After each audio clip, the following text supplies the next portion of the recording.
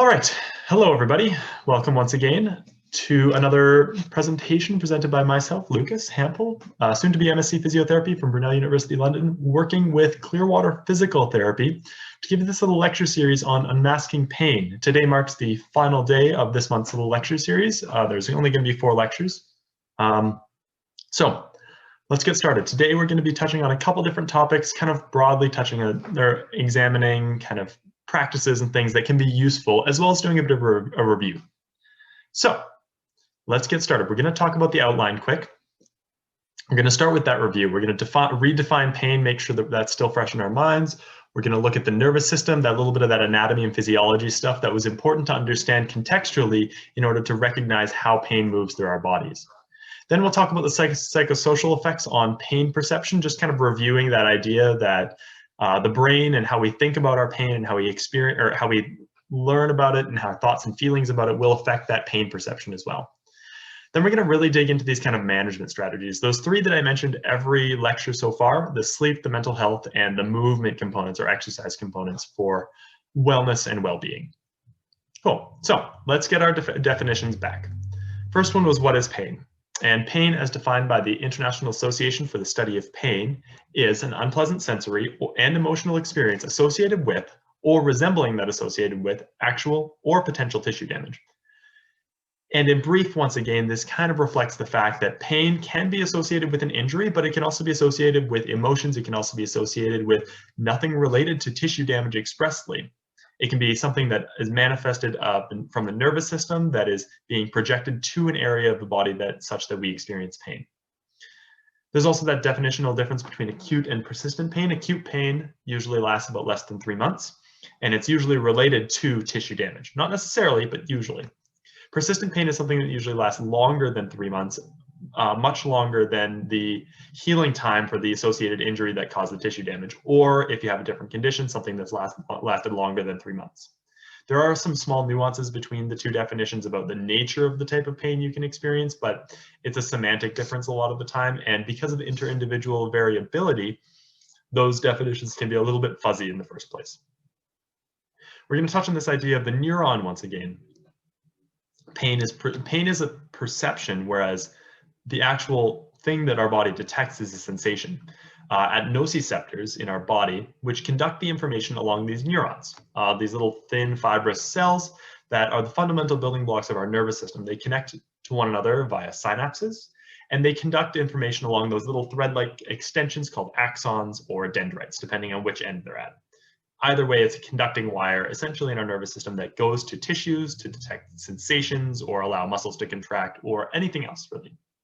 The nerves themselves are these bundles of axons or dendrites that send information to the central nervous system or from the central nervous system to other areas, or they interact in between in areas like our brain and our spinal cord to change the information and sensations that we get such that we can perceive them. The brain, as I was just saying, is that relay center, that kind of information integrating region, which has different areas that are responsible for different types of information and creating appropriate responses. So some areas of our brain are related to executive functioning, about personality and learning. Some areas are related to fear-related memories. Some areas are just relay centers that connect to others. All of these little connections, all of these little neuroplastic area or neurological areas have this ability of neuroplasticity, which allows them to learn or unlearn and adapt to different sensations and experiences that we have. Neuroplasticity is usually an adaptive feature. It allows us to learn new things. It allows us to prepare ourselves for movements. It creates memories. It creates smells, sensations, whatever else it might be. But sometimes there are these really complex interactions that can facilitate or increase our pain experience by thinking repeatedly about a certain area or getting constant signals for a very long period of time.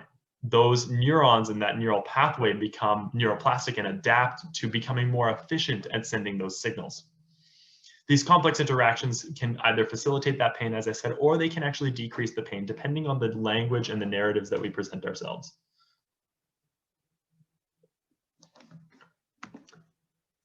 Continuing forward, this is moving into the mental health and psychology components of things. This is talking about the learning brain and this fear avoidance model that occurs when we start experiencing pain. So as I was saying here, our brain is a center where we process information and accommodate it and integrate it such that we can respond to it. In this fear avoidance model, say we have an acute injury, we have a pain experience, and that's a perception because our body has detected threat or potential damage. In this case, it may actually be damage. And that information is sent up to the brain and colored by our thoughts, our feelings, and our emotions to create an idea of what that injury is and how we'll be able to respond to it. If we have no fear of the injury and we recognize that it is an experience and that it will heal over time, and as long as we're continuing to move and act in our day, we can confront those sensations and confront that perception and allow for an effective recovery within that kind of 3-month window. If we allow that pain experience, though, to become a focus, a focal point of worry and anxiety about getting back to life, getting back to work, getting back to family, getting back to social things, to hobbies or whatever else, this can start this feedback loop of the fear avoidance pattern. With negative affectivity about anxiety or depressed states or things like that, or even the dialogues that we learn from other people, we can affect, or it can facilitate pain-related fears, which can cause us to become more concerned or more worried about movement, about sensations that we're feeling in our bodies, being concerned that we're injuring ourselves when we move. And this can create that pattern of avoidance and hypervigilance. We become more aware of all the sensations that we feel in a particular region. Lighting here is a little bit odd. We become a little bit more aware and hypervigilant of the sensations we're feeling. We avoid using the injured limb or the injured structure in an attempt to protect it, to heal it more. But what that actually ends up doing is it causes disuse and disability through the atrophy or deconditioning effects from stepping back from our lives and stepping back from our ability to use our bodies. And this, of course, can lead into mental health issues like depression and anxiety, because we actually facilitate the worries that we were previously thinking about, which actually increases our pain experience, because no longer can we get back to our baseline level of functioning. We become painful or have an issue before that. So we start to slowly tick down over time if we continue in this loop of this fear avoidance, and the fear avoidance of movement and the fear avoidance of recovery. So lastly, the part of that fear avoidance model that is really engaged and facilitated is about the stories we tell ourselves and the stories we're told that influence our pain perception. Things like anecdote, are individual stories that we hear from someone else, or proximity relating to which relationships we consider most valuable for information. They can bias our opinions and feelings about our lived experience and our pain experience. So if you've had a previous bad experience with an injury or an accident or something like that, and you have a future injury, that is more likely to increase the probability that the injury could become more persistent, or it could last longer than you think. Whereas if you have someone that's a near close friend or a dear relative or someone that you significantly trust tell you that, oh no, there's no way that you'll be able to get back to the things you can do. There's all this dialogue about limitation to your lived experience and your hobbies. That will actually bias your ability to recover, because you intrinsically stop believing that you can move back to spaces where you can do the things you like to do. Experiential biases, as I said, those subjective events wherein we have a previous negative experience or positive experience, will affect the health outcomes of future experiences. So moving forward, we're going to kind of really dig into these quick tip tools, things that I've discussed every time. That's sleep, that's the mental health components, and that's the physical movement components. We're going to start with sleep. So finding sleep is probably one of the most important things, as I've touched on every time. Persistent sleep disturbances have broad negative impacts on well-being. If people have persistent pain, often 67 to 80% of people with persistent pain will often have these sleep disturbances as well. Decreased ability to sleep decreases the ability of our brains to circulate cerebrospinal fluid. It decreases the effective functioning of different brain centers. It actually biases our brains to think in more negative ways. And it also increases the amount of stress hormones and stress compounds that will be flowing through our systems throughout the day if we don't have effective sleep. The neuroplasticity in the principle of sleep involves the fact that when we sleep, it allows our body to rest. It decreases the constant signaling of, say, pain perception or some sort of sensations of those types, and it allows the body to recover and start remapping those pathways such that they're not as active. So we can actually decrease our pain experience by finding ways we can sleep. So how do we do that? 3 big things that we want to do when we sleep. The first one is ritual. A big thing about sleep pattern and things like that is to set a time or set a window of time in which you try to go to bed and try to wake up every day. Ultimately, what this does is it cues our brain and cues our bodies to recognize the window of time in which we will be going to sleep, which starts turning on intrinsic systems that allow us to begin to rest, decrease that stimulation, and so forth. Something like turning off screens as well is super important. A lot of our screens and the electronics we have in our day-to-day emit blue light, which is actually received in the eyes and decreases the release of sleep hormones in our brains because it assumes that it is full daylight. Usually in our day-to-day, we only get those type of light wavelengths from the sun. But in our modern setting days, we now have screens that project them as well. So by turning off screens 1 to 2 hours before bed in that ritual component of your sleep hygiene process, it'll help to create more sleep or more sleepiness and allow you to move into that space. The last thing is this idea of getting comfortable. And this can involve a variety of things. It can involve a couple mindfulness exercises, the things that help you to relax as before you go to bed. A hot shower or bath can be something that's really relaxing and rejuvenating. It makes you clean, it makes you comfortable, it makes you warm, allowing you to get to bed a little bit easier. The other thing that can be important, especially if someone has persistent pain, is finding a position that is comfortable. Whether that means using 1 pillow to prop up an arm or a dozen pillows to arrange yourself in a specific jigsaw pattern to create an optimal position that allows you to go to sleep. After which point it should be a little bit more useful and a little bit more patterned and capable of allowing you to sleep and decreasing those stress hormones, decreasing that central nervous system activity, and remapping those pathways that perceive pain. The next component is that mental health component. Those narratives and those dialogues that we tell ourselves can really impact our lived experience. So mood management strategies and stepping back from our own internal dialogues can help decrease those anxious thoughts and feelings and those fear-related thoughts and feelings related to pain. Individuals with these anxious thoughts and feelings actually often have persistent pain syndromes that manifest in about 50% of cases due to the similarity in the 2 different pathways that are tied between the 2 regions. In the mental health aspect, the nervous system and these nervous pathways can be retrained in similar ways that muscles can. It takes persistence, it takes patience, and it takes time to evoke these changes. Mental health exercises include things like the one I previously used, the mindfulness or body scan meditation. Other practices are things like just breathing meditations. Walking meditations are great, or walking mental health exercises, wherein you walk and rather than focusing on the internal dialogue and the things you're actively feeling, you focus on a particular movement. You focus on the step length, you focus on the way that your hips are moving, you focus on the way that you're breathing, you focus on the sensation of the wind on your skin, whatever it might be.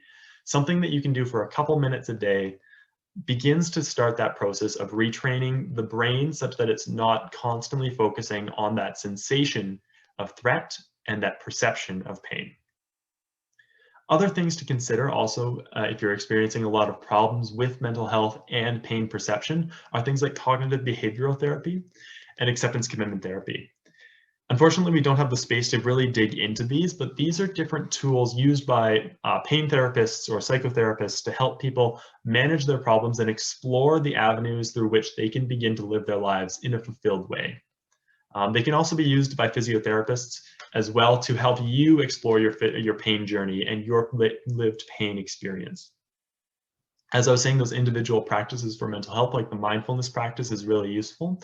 Meditation tools as well are becoming very prevalent online. Things like the Headspace application and others have relatively reputable evidence to say that they will improve one's ability to find those places to turn off that nervous system activity, to decrease that pain perception, to decrease the awareness of those sensations of threat in our bodies.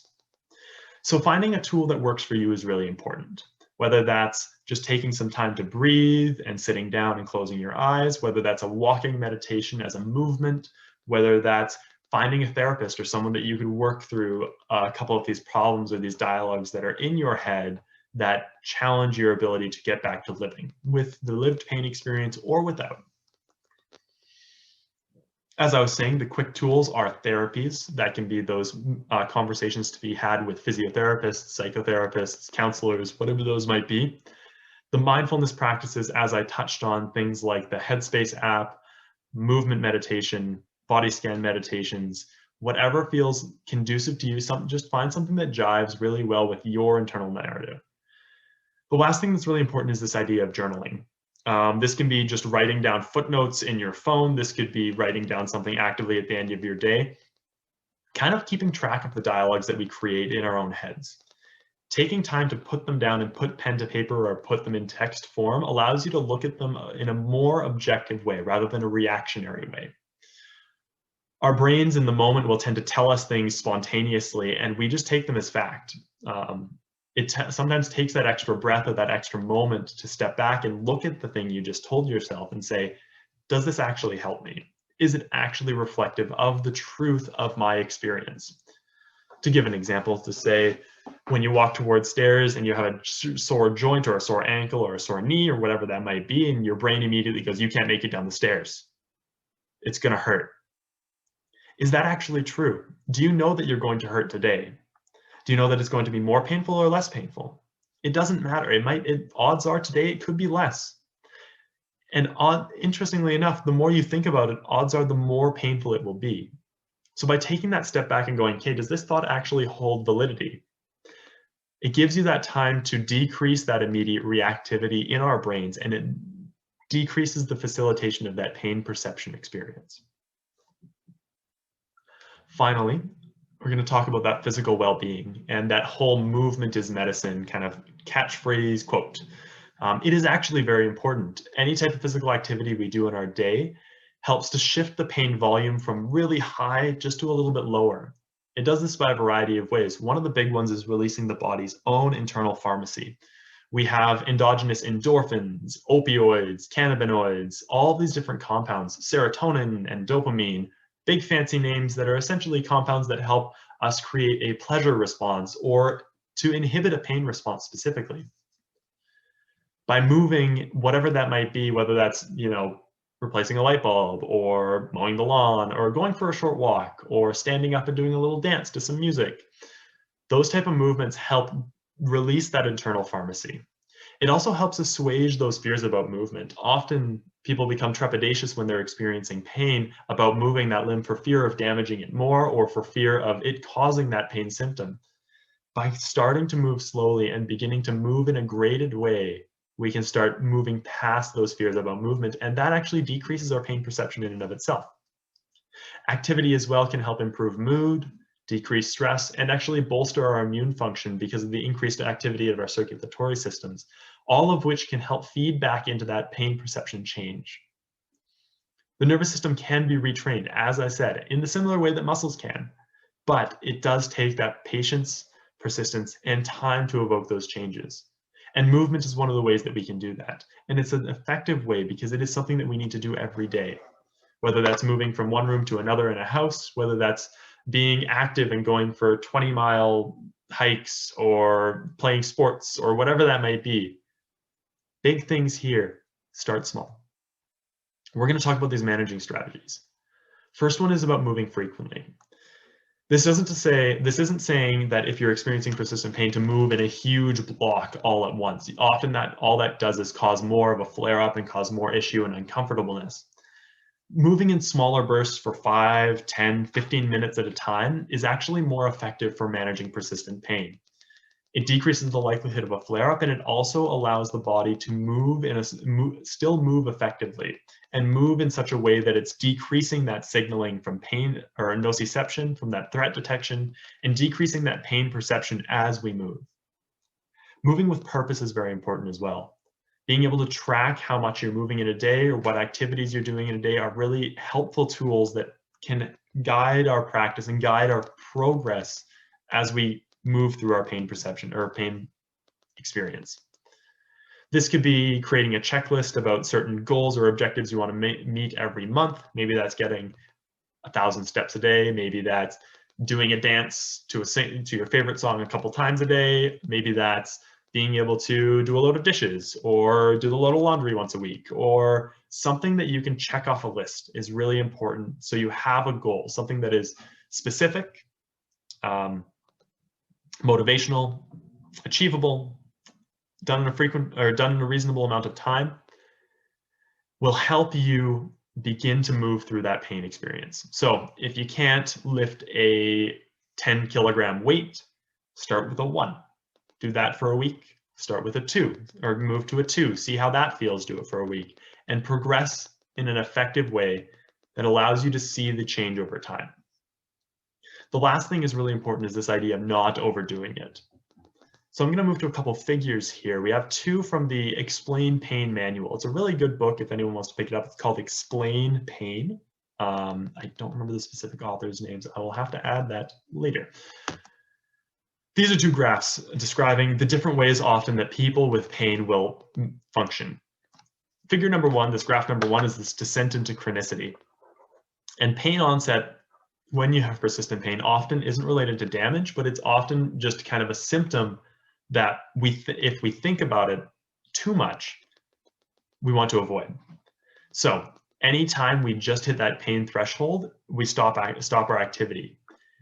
The ability to actually function is above this pain onset threshold. We need to be moving a little bit above it all the time in order to maintain our ability to function and maintain our bodies.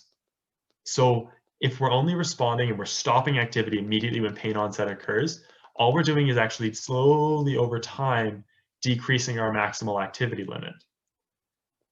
The opposite occurs with boom burst individuals. People that have bad days and good days, sometimes we have a good day and we want to do everything we can at once. And that's not actually helpful. That's actually counterintuitive, because what happens is we do too much in a day, especially with persistent pain, and it causes us to be completely incapacitated when we flare up.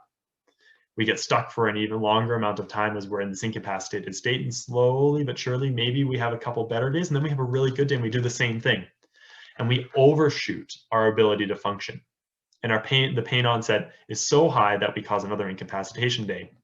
And eventually it causes the same thing as a descent into chronicity. It decreases our net ability, it decreases our activity limits, it causes us to become deconditioned and have a harder time recovering with persistent pain. What we instead want to do is shift the mindset such that we're moving progressively up a mountain slope, to give an example.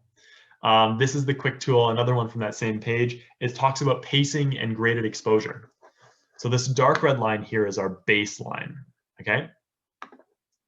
The bottom line here is our responsiveness or our baseline ability to function. The FUL line is our slow increase where we experience pain, and the NTT line is that threshold, that maximal space where we cause ourselves to crash. So by taking a long period of time to climb these metaphorical hills, to do our challenges, to set our goals, and causing that progress to be progressive, taking its time and moving through those steps, we can allow ourselves to increase our baseline over time without causing huge flare-ups, and also without causing ourselves to be not working hard enough that we don't actually create change. This isn't an easy process, of course. This is something that is complicated, something that is subjective, something that we need to work through ourselves to figure out where those kind of boundaries are. Maybe we do a lot of activity one day and suddenly we're super flared up and we can't even function the next day. Okay, now we know the upper bounds of doing too much activity. Maybe if we do a tiny bit less, can we still function the next day? Maybe if we do a tiny bit less than that, we're doing too little and we just don't even feel like we're creating any change. It's a balancing act. It's something that's really good to engage with a practitioner or a health practitioner to try to figure out your scale and your ability to progress through that healing process. So that pretty much concludes the last little bit of these little lecture series. I'm going to do a quick review here. we're going to touch on a little bit of everything. So first part is that idea of our body detecting sensations through those receptors, those signaling structures that conduct information along those little neurons, those little thread-like cells within nerves. That information is conducted from our periphery, from those receptors, to our brain and spinal cord, which act as complex integrating centers, coloring those sensations with our thoughts, our feelings, and our emotions to create an interpretation and send a response signal, or create a perception. Neuroplasticity is our ability of our brain to learn and unlearn information or change the efficiency of information that's coming in and changing it in the context of our lived experience. If we're living with persistent pain and it's a signal that's constantly being sent, or a threat sensation is being interpreted as a pain perception, our brain will learn to make that pathway more efficient and facilitate that pain. These pain pathways can be influenced also by the stories we tell ourselves and how we will respond to pain. If we keep continually thinking that we hurt ourselves and we move and we injure ourselves whenever we experience pain, odds are we will stop moving and decondition ourselves. That fear avoidance model sets in and we start creating this loop of anxiety-driven immobility, deconditioning, depression, disuse, more pain being experienced because we can no longer do the things we wanted to be able to do before. Ultimately, those three core components, that sleep, the mental well-being, and the physical wellness, are keys for the rehabilitation of pain. It's integral that we are able to do these things and engage with those things, even if it is difficult at the time, because that's the process that we need to move within in order to function and live better with a persistent pain condition. So thanks everybody who stuck it out and listened in. Thanks everyone. This is going to be posted to the Clearwater Physical Therapy's YouTube page eventually, once we get it all sorted. Don't have anything else for today. Have a wonderful evening and a great rest of your March. I guess that's the season it's in. Thanks for listening in. We'll be doing more of these lectures as well in the future, so stay tuned. We'll be posting it on our social medias, whichever one, Facebook or Instagram. And we'll probably be hosting it in the clinic as well in Vernon and Fort McMurray, depending on which one we're working through. So have a wonderful day. Thanks, everyone.